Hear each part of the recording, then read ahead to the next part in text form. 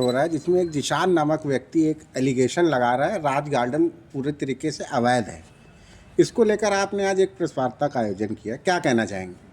देखिए, सबसे पहले तो मैं ये कहना चाहता हूँ कि ये जिशान नाम का जो व्यक्ति है, कैमरे जिशान नाम का जो ये व्यक्ति, ये हमारे के यहाँ 7-8 साल इसने काम किया।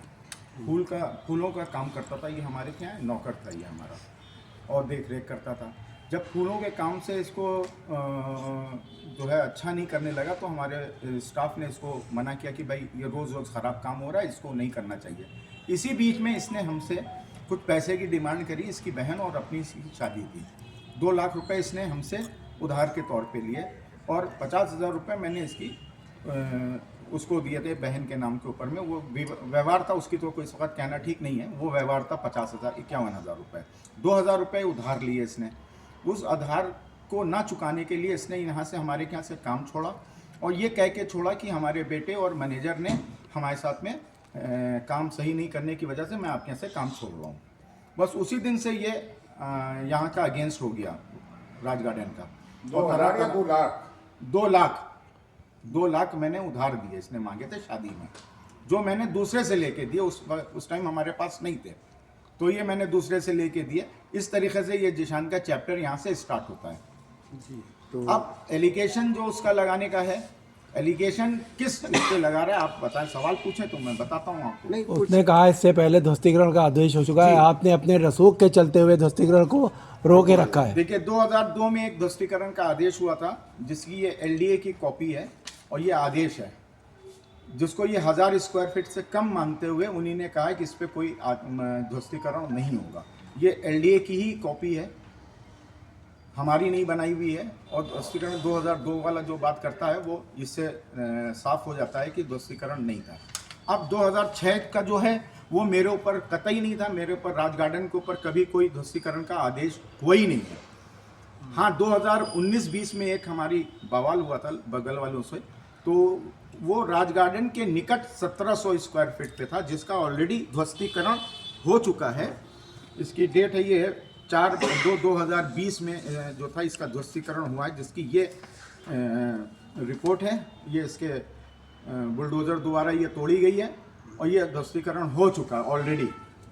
तो इसका भी राज गार्डन के निकट 1700 स्क्वायर फीट पे टीन शेड पे होगा ये था कुल। ये सचिव उस टाइम ऋतु सुहास थी, ये उन्हीं ने किया, और ये पूरा है। ये हमारा भी ध्वस्तीकरण कराना था, और बगल में जिनसे विवाद था उनका भी मकान गिराने का था। तो ये ऑलरेडी दोनों का हो चुका है।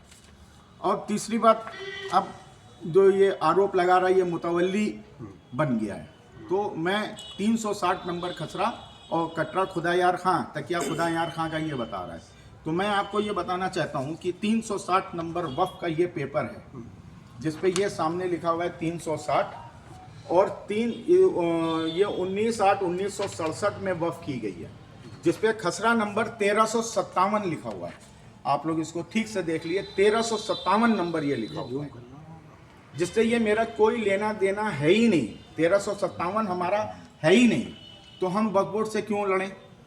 अब इन्होंने क्या किया, जिशान खान ने वहाँ पे वक्फ बोर्ड को आप लोग भली भांति जानते हैं कितना वहाँ पे जो है करप्शन है। इन्होंने कैसे इसको 1, 3, 4, 5, 6, 7 वक्फ कर ली, सेम डेट में, सेम प्रॉपर्टी, सेम खसरा नंबर 360 पे 1, 3, 4, 5, 6, 7, जो कि ये ऑलरेडी लखनऊ विकास प्राधिकरण ने ले चुके हैं।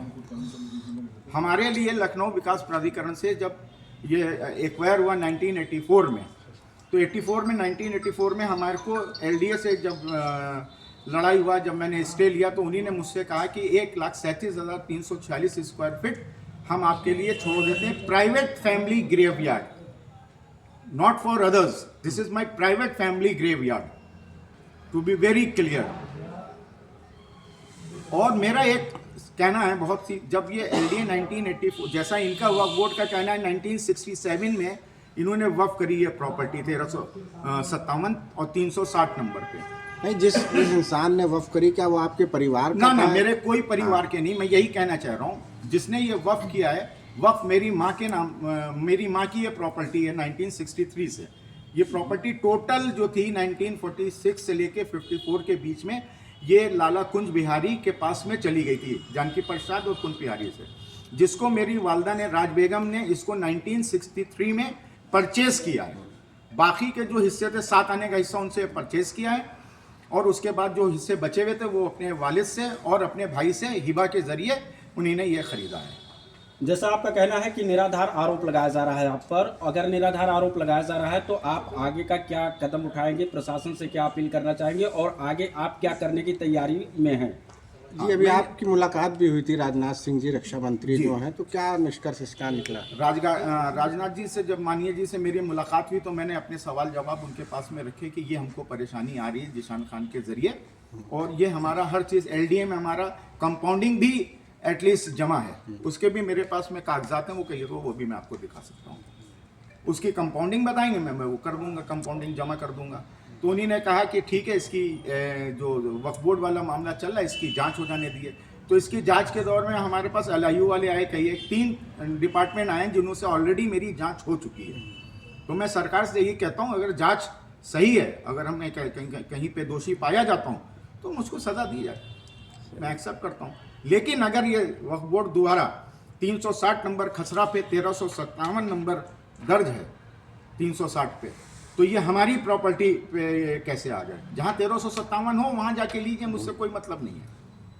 और LDA कह रही है कि मानचित्र के लिए मैंने ऑलरेडी जो है वो दे रखा है कंपाउंडिंग के लिए, वो मैंने फीस उसकी जमा कर रखी है। ये है सारा मसला। आज प्रेस कॉन्फ्रेंस आपने किया है, क्या जो है कहना चाहेंगे ताकि आपकी आवाज़? देखिए, ये सारा विवाद जो है वो जिशान खान का पैदा किया हुआ है। पैसा बाकी था, मैं इसको श्री लस्सी से गनर के समय उठा के लाया, और वो खुन्नस ये मुझसे निकाल रहा है। तो चलिए ठीक है। कौन है ये जिशान, क्या प्रोफाइल है जिशान की, कैसे इनका सरप्रस्त कौन है, कैसे? हाँ, कुछ सरप्रस्त इनका अब किसको बताया जाए, इनका कौन सरप्रस्त है ये तो मैं नहीं जानता हूँ। कुछ इनके पीछे तक तो लगे हुए हैं जो इनको सपोर्ट कर रहे हैं। अब इनके बारे में तो मैं बहुत ज़्यादा नहीं जान रहा हूँ। हाँ, पार्टी विशेष से वो भाजपा से जुड़े हुए हैं। मैं भी भाजपा का नहीं हूँ, एक पक्का सच्चा कार्यकर्ता जिसको बोलते हैं भाजपा का मैं वो हूँ। अभी हमारे क्या इसी वक्त आप लोग के आने से पहले क्या नाम है, मीटिंग थी एक, वो अभी समाप्त हुई, आप लोग उसके बाद आए। तो हमारे पास लगातार भारतीय जनता पार्टी की मीटिंगें यहाँ राज गार्डन में होती रहती हैं। नीरज भैया भी आए, आनंद द्विवेदी भी आए, और बड़े बड़े ज़्यादा नेता जितने भी हैं बीजेपी के आते रहते हैं, क्योंकि हम एक सच्चे कार्यकर्ता हैं, ना कि पार्टी का काम कम करना और नेतागिरी भी नहीं करना, बल्कि दलाली करना। बदारखाला थाने के पीछे एक बिल्डिंग बन रही है, उसके आगे एक बिल्डिंग बनी, 20 लाख रुपए उससे लिए गए।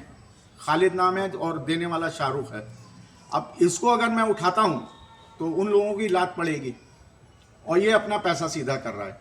पार्टी में जब से आए हैं इन्होंने एक भी पार्टी का कार्यक्रम नहीं किया है, ये मैं खुले अल्फाजों में बोल रहा हूँ। ठीक है, कट बहुत